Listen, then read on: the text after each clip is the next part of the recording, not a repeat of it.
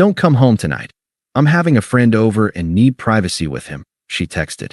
I said, no problem. Went to a hotel and called a divorce lawyer. Filed the next day. She came home that evening to find all my things gone and divorce papers on the table. Hey viewers, before we move on to the video, please make sure to subscribe to the channel and hit the like button if you want to see more stories like this. Thanks. I think the worst part wasn't the cheating. It was the logistics. It was the casual, administrative way she tried to schedule her affair, like she was booking a dentist appointment or rescheduling a delivery. She didn't even have the decency to sneak around. She just expected me to facilitate it. My name is Mark. I'm 32, work in logistics, ironically, and for the last 7 years, I have been what you might call a high-functioning doormat. Jenna is 30.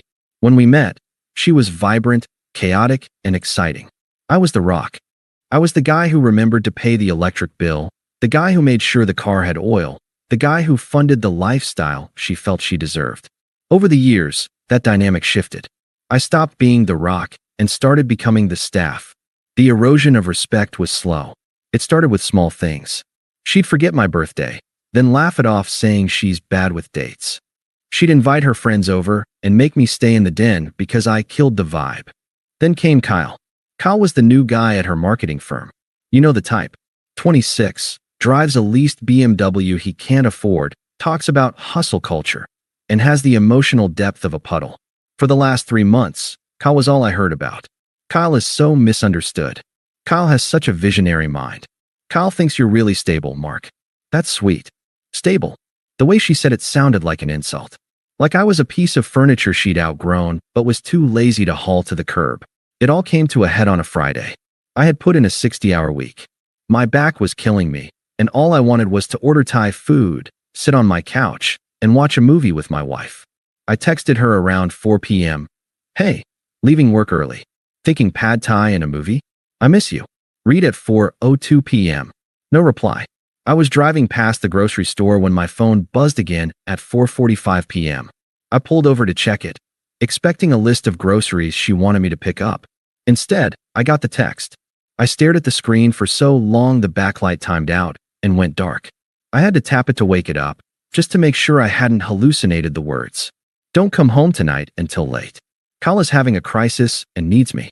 I need privacy with him to talk him through it. He's in a really bad place, and I can't have you hovering around making it awkward. Go see a movie or something. I'll let you know when it's safe to come back. I read it 3 times.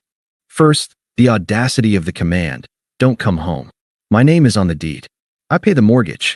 I pay the utilities that keep the lights on and the AC running. Second, the gaslighting. Kyle is having a crisis. Right. A crisis that requires my absence and total privacy in my home on a Friday night. Third, the dismissal. Go see a movie or something. Like I was a child getting sent to his room so the adults could talk. Something inside me snapped. It wasn't a loud snap. It wasn't a scream. It was the sound of a heavy cable finally shearing under years of tension. It was a quiet, metallic ping in the center of my chest. For years, I had made excuses for her. She's stressed. She's spirited. She just needs space. But looking at those words, I can't have you hovering, I realized I wasn't her husband. I was an obstacle. I was the landlord she was sleeping with to keep rent cheap, and now she wanted the landlord to vacate the premises so she could entertain a new tenant. I didn't cry. I didn't call her screaming. I didn't drive to where she was. I typed 2 words. No problem. Send. I put the car in gear. But I didn't go to the movies. I went to the bank. I have a friend who went through a messy divorce a few years ago, and he gave me one piece of advice that I never thought I'd use. If you know it's over, don't telegraph your move. Execute it. I walked into the branch and withdrew exactly 50% of our joint savings. Not a penny more, not a penny less. I transferred it to a personal account she didn't have access to. It was a significant amount, enough to float me for 6 months if needed. Then I drove home. I knew I had a window. Jenna gets off work at 5 o'clock. She usually hits a happy hour or goes to the gym before coming home. If she was meeting Kyle, they were probably grabbing a pre-crisis drink to build the tension. That gave me maybe 90 minutes. I pulled into the driveway of the house I bought 3 years ago. I looked at the lawn I mowed every Saturday. I looked at the porch swing I installed because she said she wanted a Southern Gothic aesthetic. I walked inside. The house smelled like her perfume and the vanilla candles she bought with my credit card. I didn't smash anything. I didn't cut up her clothes. That's what a crazy person does, and I needed to be the sane one. I needed to be the gone one. I grabbed my 2 large suitcases from the attic. I packed my clothes first. Suits, jeans, gym gear. I cleared my side of the closet and my drawers. Then, I went to the bathroom. Toothbrush, razor, cologne, medications. Then, I went for the petty stuff. The stuff that would make the point clearer than any note ever could. I unplugged the high-end Wi-Fi router I had installed because the ISP one was too slow for her streaming. I packed it. I went to the kitchen. I took the $800 Breville espresso machine she used every morning but never cleaned. I took the grinder. I took the Dyson vacuum cleaner. I took the 65-inch OLED TV from the living room. I left the mount on the wall, looking like a skeleton. I took the PlayStation.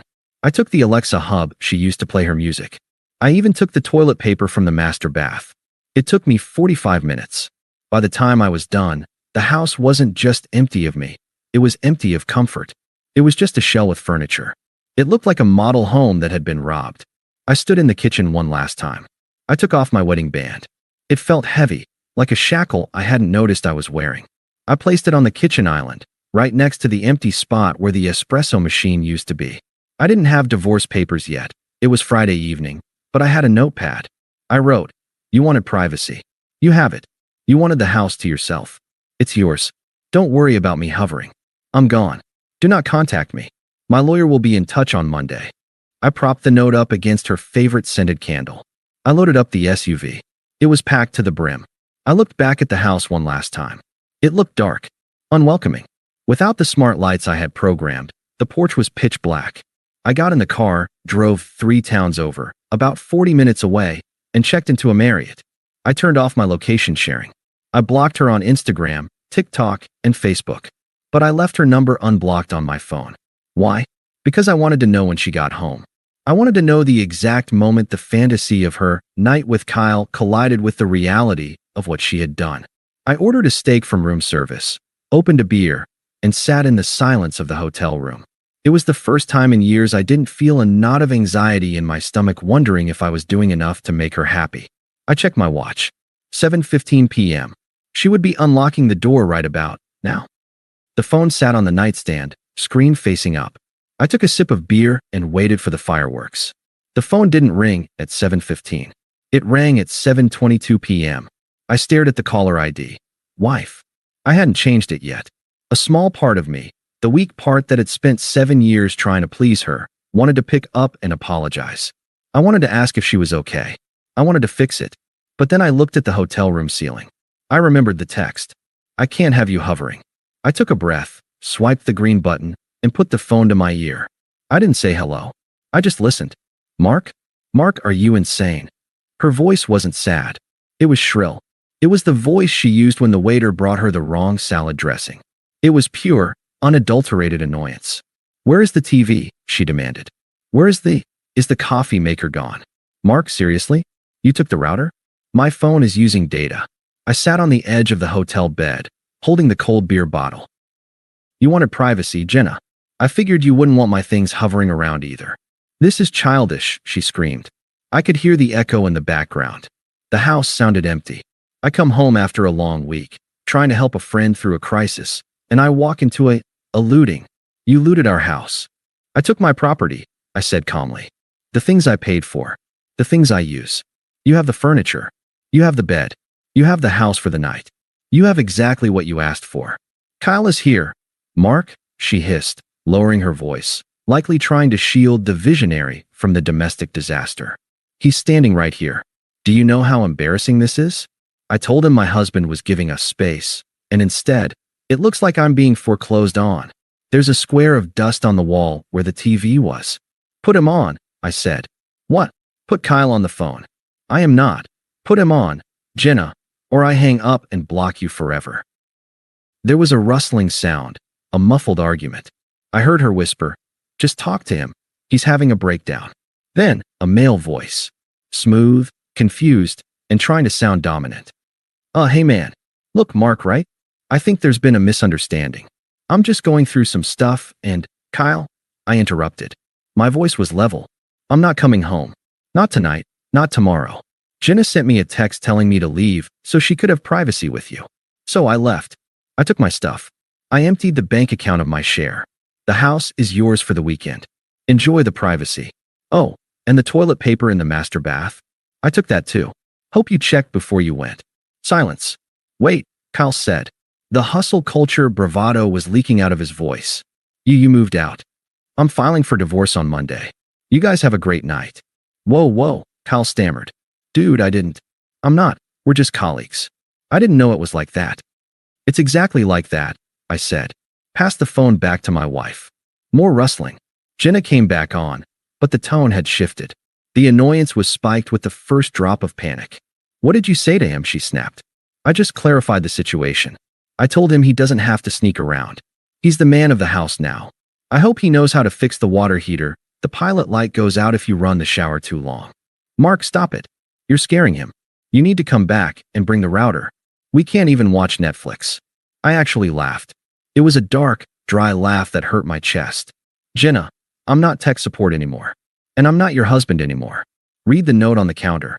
Really read it. I read it. It says you're contacting a lawyer. That's a bluff. You always do this. You get quiet.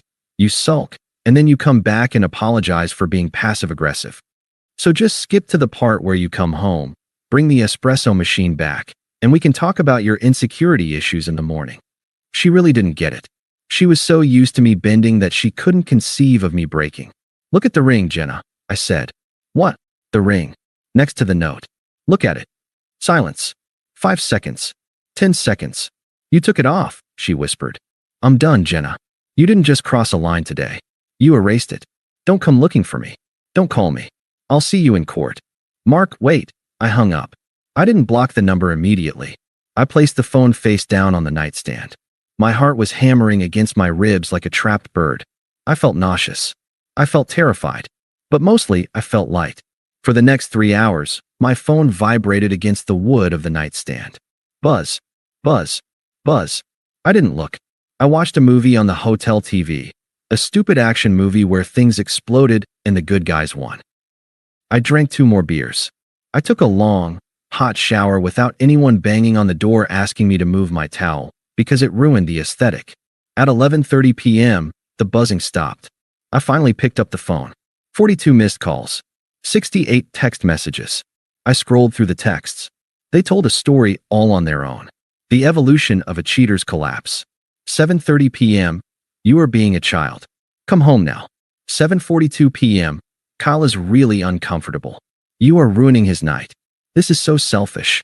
8:05 p.m., stop ignoring me. Pick up. 8:15 p.m., okay, fine. Stay at a hotel. See if I care. But bring the Wi-Fi back tomorrow. 9 p.m., Kyle left. Thanks a lot. He said this was too heavy for him. Are you happy? You chased away my only friend. 9:30 p.m., Mark, please pick up. I'm alone in the house, and it's really quiet. 10:15 p.m., I didn't mean it like that. The text. I just phrased it badly. I was stressed. 10:45 p.m., why is your ring on the counter? Mark, this isn't funny anymore. 11:15 p.m., where are you? I'm scared. 11:20 p.m., I love you. Please come home. I stared at the last text. I love you. She didn't love me. She loved the safety I provided. She loved the Wi-Fi. She loved the coffee I made. She loved having a punching bag that would never hit back. But she didn't love me. If she loved me, she wouldn't have invited another man into our sanctuary and told me to get lost. I didn't reply. I turned the phone off completely. I slept better that night than I had in 5 years. The weekend was a blur of strange, quiet peace. I woke up Saturday morning in the hotel. My instinct was to jump out of bed and start cleaning, or go pick up croissants from that bakery Jenna liked, the one with the line out the door. Then I remembered. I didn't have to do anything. I ordered room service pancakes. I went to the hotel gym. I sat by the pool and read a book. I turned my phone on briefly on Saturday afternoon. A barrage of notifications. She had called my parents. Mom, Mark, Jenna called crying. She says you abandoned her? What is going on? I sent my mom a screenshot of Jenna's original text. Don't come home tonight. Need privacy with him. My mom replied 1 minute later. Stay at the hotel. Dad and I love you. Jenna didn't know it yet, But the isolation was spreading. She had tried to paint me as the villain, the unstable husband who snapped. But the evidence was digital, and it was damning. Sunday night, I sat down at the desk in the hotel room and organized my finances. I calculated my net worth, my assets, and what I was willing to lose to get free. I realized something. I was willing to lose the house. I was willing to lose the furniture. I was willing to lose the status of being a married man. The only thing I wasn't willing to lose was my dignity. I had retrieved it from the trash on Friday afternoon, and I wasn't giving it back. Monday morning, 9 a.m. I walked into the law office of a woman named Sarah, a divorce attorney my friend had recommended. She was sharp, terrifying, and expensive. I sat down, slid the screenshot of the text across the desk, and told her everything. She looked at the text, then at me. In this state, Sarah said, infidelity doesn't always impact the division of assets heavily. However, abandonment of the marital home can be tricky if we don't frame it right. I didn't abandon it, I said. I was evicted. Written notice. I tapped the text. Sarah smiled. It was a shark smile. Fair enough. What do you want, Mark? I want a clean break. We sell the house, split the equity. No alimony. She makes as much as I do. And I want no contact. Done, Sarah said. We can file today. We can have her served by Wednesday. Do it, I said. I left the office feeling 10 pounds lighter. I walked to my car, shielding my eyes from the sun. I turned my phone on. A voicemail from Jenna, timestamped 20 minutes ago. I played it. Her voice was cracked, broken. She sounded like she hadn't slept. Mark, please. I went to work today, and I felt sick. Everyone is asking where you are. I told them you're on a business trip. Please don't tell people what happened. We can fix this. I'll block Kyle. I'll do whatever you want. Just come home. The house it feels dead without you. It wasn't an apology for hurting me. It was a plea to stop her own discomfort. She wanted the staff back because the mansion was crumbling. I deleted the voicemail. I wasn't going home, but I did have one more stop to make before I disappeared completely. I needed to pick up the rest of my mail and close the final loop. I drove toward the house at 11:30 a.m. I knew Jenna would be at work. She never missed a Monday. She had a team meeting at 10 a.m. that she claimed was the linchpin of the company's success. The house looked the same from the outside, but walking up the path, it felt alien. It was just wood and brick now. The emotional mortar held nothing together. I used my key. I half expected her to have changed the locks, but that would require effort and logistics, two things Jenna outsourced to me. Inside, the silence was heavy. The air was stale. I walked to the kitchen. My ring was exactly where I left it on the island, though it had been moved slightly, as if she had picked it up and put it back down. The note was gone. In its place was a new note, written on her heavy, cream-colored stationery. Mark, please don't throw 7 years away over one stupid text. I was overwhelmed. I made a mistake. I'm sorry. Please just talk to me. Love, Jay. Overwhelmed. The catch-all excuse. I didn't touch the note. I went to the small home office in the back. I grabbed the file box with our tax returns, the deed, and my passport. I checked the mail slot, mostly bills addressed to me. I took them. I was walking out when I saw it. On the dining table, there was a framed photo of us from our honeymoon in Maui. It was face down. I flipped it over. The glass was cracked, right over my face. She hadn't just been sad. She'd been furious. That crack in the glass told me everything I needed to know about her remorse. She wasn't sorry she hurt me. She was angry I had revoked her access to me. I left the house, locking the door behind me. I tossed the keys through the mail slot. A final surrender of access. 2 days later, she was served. I didn't see it happen, but my lawyer, Sarah, gave me the play-by-play. A process server caught her walking into her office building. Public. Humiliating. Undeniable. The reaction was instantaneous. My phone, which I had kept on silent, lit up like a slot machine. Jenna, divorce? Are you serious? You're serving me at work? Jenna, this is insane. You're destroying us over nothing. Jenna, I'm going to fight you on everything. You want a war? You got one. The sad, remorseful wife act had lasted exactly 48 hours. Now, the real Jenna was back, the one who needed to win. I forwarded the text to Sarah. Add these to the file, I wrote. The next 3 months were a masterclass in the find-out phase of fuck around. Since I had drained half the savings and stopped paying the bills for the house I wasn't living in, Jenna's reality check hit her bank account first. She couldn't afford the mortgage, the car lease, and her lifestyle on a single income. She frantically tried to get me to pay temporary support, but Sarah shut it down. Your client evicted my client from the marital home to facilitate an extramarital affair, Sarah told her lawyer. He is not obligated to subsidize the venue of his own betrayal.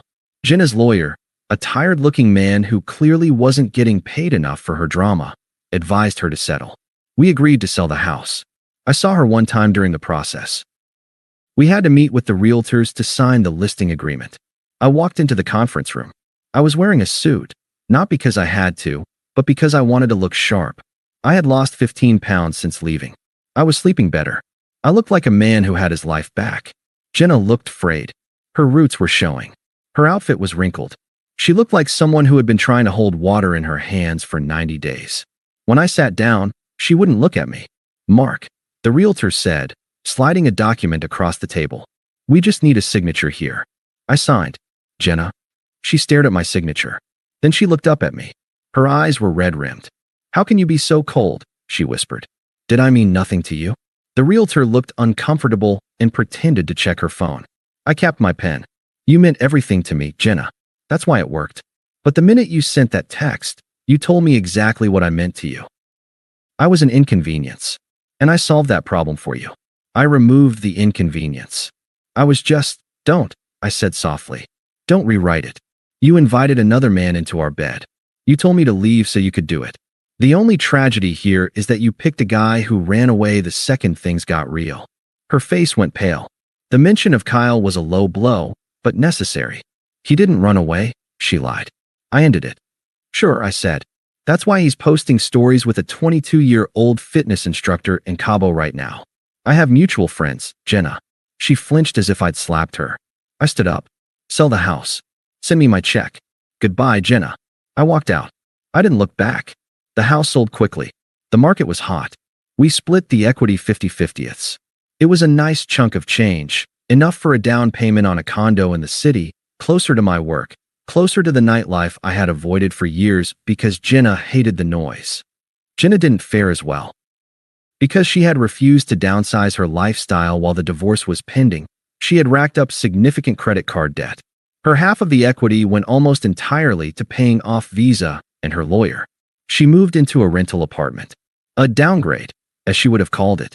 I heard through the grapevine that she tried to spin the story. She told people I was abusive, that I was controlling, that I abandoned her during a mental health crisis.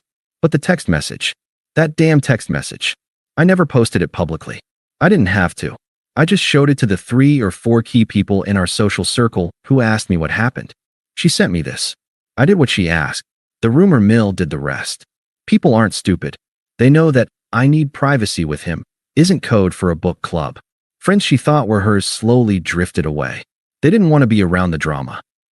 They didn't want to choose sides. But when one side is a quiet guy rebuilding his life and the other is a chaotic woman screaming about victimhood while dating 3 guys in a month, the choice makes itself. 6 months after the divorce was final, I was at a coffee shop downtown. A new place, not the one with the line. I was waiting for a date. A woman named Sarah, not my lawyer, thankfully. She was a pediatrician, kind, laughed at my jokes, and never once asked me to leave my own home. I was sipping my black coffee when I saw her. Jenna. She was in line, arguing with the barista. I said oat milk. This is almond. I can taste the difference. Do you know who I am? She looked tired. Harder. The chaotic energy that used to be fun now just looked bitter. She turned and saw me. She froze. She looked at my suit. She looked at the calm, easy way I was sitting. She looked at the lack of a ring on my finger. For a second, I thought she was going to come over. I saw her take a step. Then, the door opened. My date, Sarah, walked in. She was glowing, smiling. She walked right up to me, kissed me on the cheek, and sat down. Sorry I'm late. Traffic was a nightmare, Sarah said, beaming. No problem, I said, smiling at her. You're worth the wait. I looked up. Jenna was watching us. She looked at Sarah, who was beautiful, successful, and clearly happy to be there. And then she looked back at me. The realization hit her face like a physical blow. The realization that I wasn't just gone. I was better. She wasn't the main character anymore. She was just an extra in the background of a scene she used to direct. She grabbed her almond milk latte, put her head down, and walked out the door. I turned back to Sarah. Who was that? Sarah asked, glancing at the door. Nobody, I said. Just someone I used to know. I never heard from Jenna again. I kept the screenshot of the text, though. I keep it in a hidden folder on my phone. Not to hurt myself, but to remind myself. To remind myself that self-respect is a quiet thing. It doesn't scream. It doesn't beg. It just packs a bag, says, no problem, and walks out the door. And it never, ever looks back. Thanks for watching. Make sure to subscribe to the channel and hit the like button. What do you think about this story? Share it in the comments.